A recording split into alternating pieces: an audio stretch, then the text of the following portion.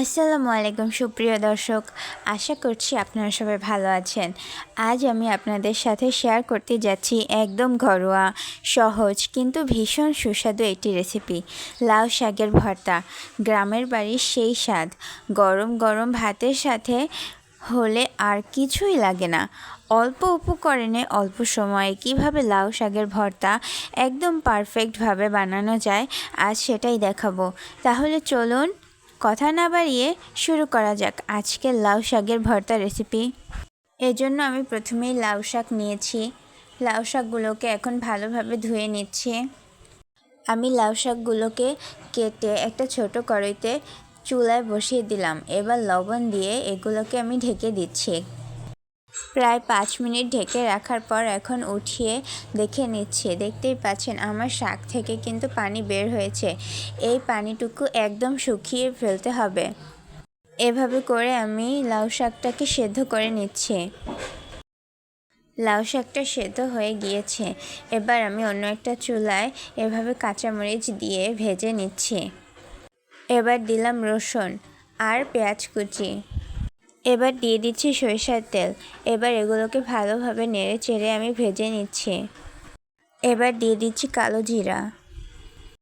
এবার এগুলোকেও কিছুক্ষণ নেড়ে চেড়ে ভেজে নিচ্ছি। কিছুটা নেড়ে চেড়ে ভেজে নেওয়া হয়ে গেলে এবার আমি এর মধ্যে দিয়ে দিচ্ছি আমার সেই সিদ্ধ করে রাখা শাক। এবার এগুলোকেও ভালোভাবে ভেজে নিতে হবে। আমার এগুলোকে কিন্তু ভেজে নেওয়া হয়ে গিয়েছে, আমি এখন উঠিয়ে নিচ্ছি। এবার পাটায় আমি একটা পাঙ্গাস মাছ নিয়েছি। মূলত এই পাঙ্গাস মাছটা এখন আমি বেটে নিব। এই পাঙ্গাস মাছ দিয়েই আমি আজকে আমার লাউ শাকের ভর্তার রেসিপিটা তৈরি করব। আমি পাঙ্গাস মাছটাকে হলুদ গুঁড়া, মরিচ গুঁড়া এবং লবণ দিয়ে তেলে ভেজে নিয়েছিলাম। এবার সামান্য একটু লবণ দিয়ে আমি এগুলোকে বেটে নিচ্ছি। মাছটা বেটে নেওয়া হয়ে গেলে আমি আমার সেই ভেজে রাখা শাকটা দিয়ে দিচ্ছি। এবার এগুলোকে আমি বেটে নিচ্ছি। আমার সব বেটে নেওয়া হয়ে গিয়েছে। এবার এগুলোকে আমি মিশিয়ে নিচ্ছি। এবার দিয়ে দিলাম লবণ। এবার দিচ্ছি সরিষার তেল। এবার দিলাম ধনিয়া পাতা কুচি। এবার এগুলোকে ভালোভাবে মিশিয়ে নিচ্ছি।